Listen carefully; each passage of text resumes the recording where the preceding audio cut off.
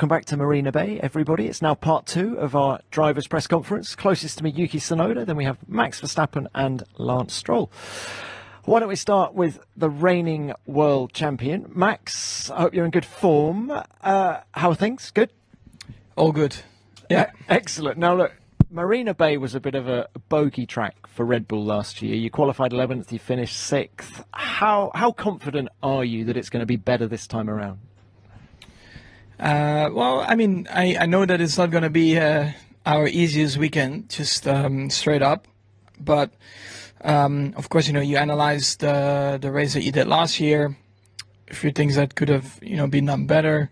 That's what we'll try to do this weekend. But, yeah, I don't expect it, of course, suddenly to be one of our strongest weekends. But I just hope that what we did in Baku already, it stabilized the car a bit more. That was positive. And hopefully we can just build on that and see around here. I mean, of course, around here normally it's a bit more bumpy than Baku, but yeah, hopefully the car can take it.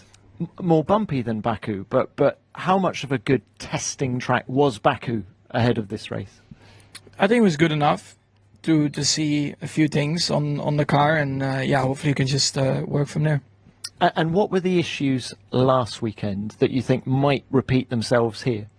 It's just our car generally is not very good on bumps and curbs, and that's of course what you have around here. So we need to try and stabilize that a bit. Can we put a number on it? I mean, you didn't quite make Q3 last year. Are you confident that you can at least do that this time around? I would hope so, yeah. But I mean, putting a number on it, I don't know even where to start. But yeah, I'm confident that we can do a better job than last year. But at the same time, of course, also the competition has improved quite a bit naturally. But yeah, I'm definitely targeting Q3, but let's see where we end up. All right. Look, there have been some structural changes within Red Bull that have been announced recently, one of which involves your race engineer, GP. Is it a concern to you that he's taking on more responsibility? Will it somehow take away from the work that you two do together in the garage? No, it doesn't. I mean, he already did more than just being my race engineer anyway. So I think, yeah, it's well thought about and basically spreading a bit the workload.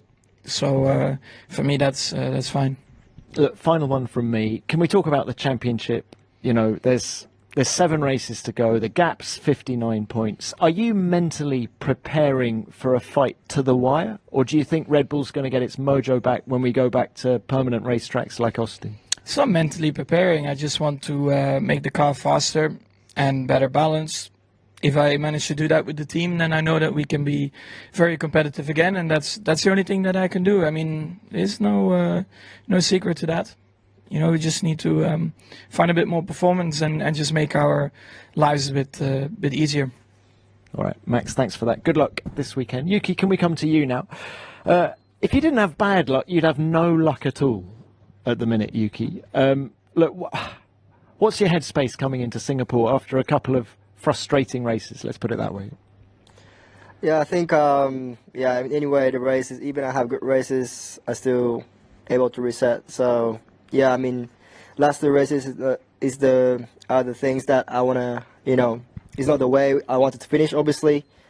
But, yeah, I mean, I like Singapore track. So I'm trying to think positive way, there's a nice foods here, exciting track. It's going to be, anyway, very tough, physical, demanding race ahead of us. So, yeah, I'm still motivated and, yeah, aiming for high.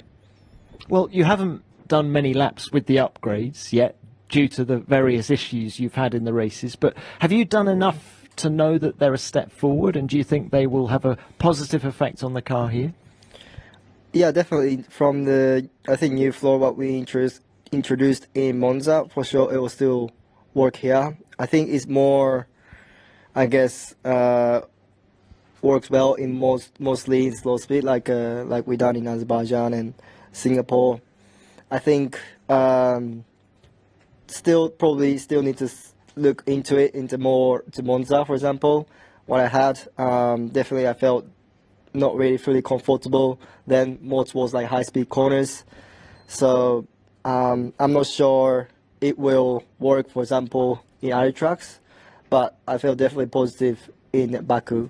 And if you ask me, okay, now what are you going to choose between new floor or old floor in Monza? If I'm going again, I'm not sure yet, to be honest. And probably I'll stick with the other floor maybe. Okay. Can we talk teammates now? There's a lot of speculation surrounding Daniel Ricciardo's future at VCARB. Do you get any say as to who your teammate is, and who would you like to be your teammate going forward? No, of course not. I can't say anything. I mean, I don't really. Yeah, I don't know. To be honest, it's just like speculation. I'm not sure anything. I don't know anything about it. So yeah, it's up to them. It's not up to me at all. I just have to focus to what I can do. Yeah. Can we focus on the incumbent, Daniel? What have you learned from him in the last 12 months or so? I definitely respect him a lot, especially like the things he have is the things I don't have. So especially the emotional control and like how he's able to like consistently being consistent to the team. I would say I'm a bit more probably emotional. For example, like if I have bad session, whatever. Yeah. For example, the quality of the feedback might be a little bit worse than usual, but he's very consistent, and I think he understood more about the car. Well, like he understood more about probably the situation and what things it will give positive to the teams exactly. So yeah, I learned a lot of things from him, and I'm still learning about that. And yeah, those things I'm definitely respect him. All right, thank you for that, Yuki. And Lance, if we could come to you now. Like Yuki, you've had a rough run in the last few races. Can we talk about the performance of the Aston Martin since the summer break? Do you feel relative to the opposition it's dropped a bit? I mean, compared to the beginning of the season, yes. I think we were, comfortably the best of the rest at the beginning of the year. I think the last few weekends we've been on the back foot, but looking forward to Singapore this weekend, see what we can do.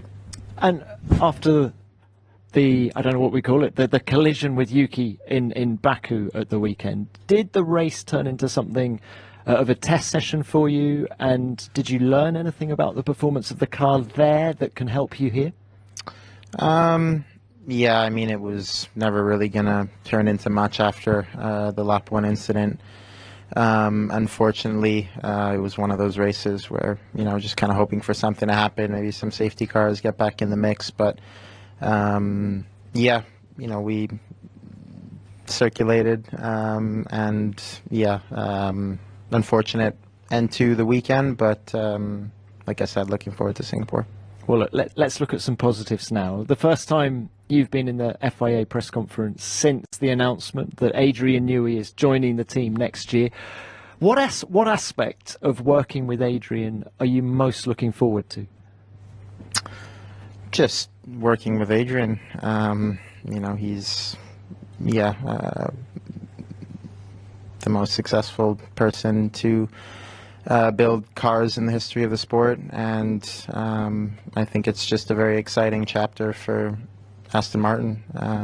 Not only Adrian, but other people that are coming on board. I think we're growing into a team that is setting up for a very bright future, and it's very exciting. Lance, as you say, the team is growing rapidly. How important is it to have a guy like Adrian who has, 40 years of experience in Formula One? How important is that to help guide all of the new people at the team? Yeah, very important. I think it's important that, we have a leader, and we have direction on what we're doing, and, a vision and a structure that, gets us to another level, and that's what we're in the process of doing. All right, look, final one from me, Lance. You didn't get to race here last year after the crash in quali. Just how much are you looking forward to getting back out there around the Marina Bay track? Yeah, it's a great track. I always enjoy coming back here. Aside from lap 55, 60 of the race, I think it gets pretty hot in there. But it's a great track. It's, like all the street circuits, a good challenge, close to the walls. Very intense in the cockpit. So looking forward to it. All right, best of luck to you this weekend as well. Right, let's open this to the broadcasters now. Who's first, please? Yeah. Hello, this is Roldan Rodriguez from DAZN Spain. A question to Max. Last weekend, for the first time of the season, your teammate was in front of you in qualifying, and then in the race and until the crash. I would like to understand, as you guys watch all the telemetry, where he was faster or adapting better to the car, at least in qualifying. I don't know, man. Different setup. So as soon as I went into qualifying, I knew the car. Yeah, I tried to optimize the car all the time, and this time it didn't work out, so I knew that I was stuck with it. And then you tried to optimize it, but also, of course, my run one in Q3, that would have been enough for P3 in qualifying, hurt me. Then you start in the back of the top group. The balance was, of course, not there in the race. Then you get stuck behind two cars in the middle of the race, so you kill your tires. So, basically everything just went wrong from qualifying, and because the rules, of course, don't allow you to change anything on the car. You're stuck with that, and that's what happened. All right, thank you, Max. Let's watch our language going forward. Crofty, you next. David Croft, Sky Sports F1. Question to all three drivers. Lance, you've got a close relationship with Daniel Ricciardo. Max and Yuki, you have too, and we're former teammates. Does Daniel Ricciardo deserve to stay in Formula One for next year?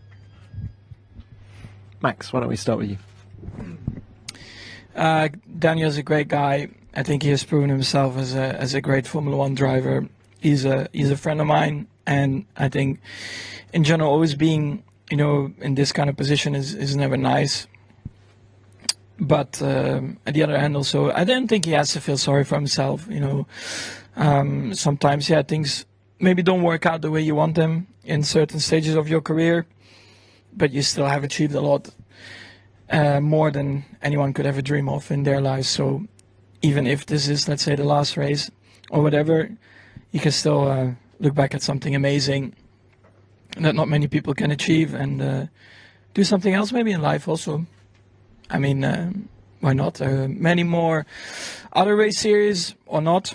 Maybe just chill back at the farm, have a lot of fun. He's a great guy, so for me, it doesn't really matter or not if you deserve to be here. A lot of people deserve to be here. Some don't deserve to be here. That's life also, in all kinds of sport. That's how it goes. Yuki? Yeah, I think same as Max. Yeah, like I said previously, I respect him a lot. We see how it goes, but I like him. Obviously, we all want to see him racing as well. It doesn't matter deserve or not, but the thing is we want to see. Like Max said, he achieved a lot of things as well at the same time. So let's see. Thanks, Lance. Yeah, I think most of it was said. Wherever he goes, if it's in the sport or outside of it, whatever the future holds, just wish him all the best. All right, thank you to all three. Next one, Laurent Dupin, Canal Plus. Question for Max. McLaren is the only team having both drivers with 2 wins this season. Do you feel they are the strongest lineup, and do you feel that Oscar is overperforming for a second year in Formula One? Yeah, for sure. Oscar's doing a great job. Being in your second year, you're still learning a lot about Formula One and in general. Just he's doing a fantastic job also lately. He's really scoring the points also for the team. And they at the moment are very strong as a team. So it's now up to us to try and make it a bit more difficult for them generally, I think. But that starts with ourselves.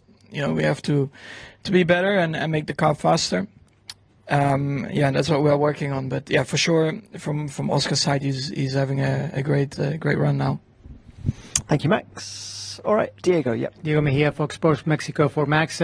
Following up on Crofty's question, I mean, Daniel was a good benchmark for you in your Red Bull days as teammates. Are you surprised that he hasn't been able to make quite the impact back in the Red Bull fold? It's again very difficult to comment on these things because you cannot look within the team as well, right? I mean, okay, from the outside, maybe people always expect more or wish for more. It's just very tough, you know, in the midfield, I would say, you know, to have a great run of form also, but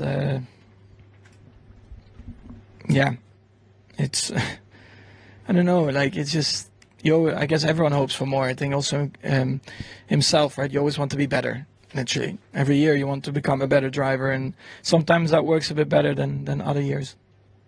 Sky Sports F1.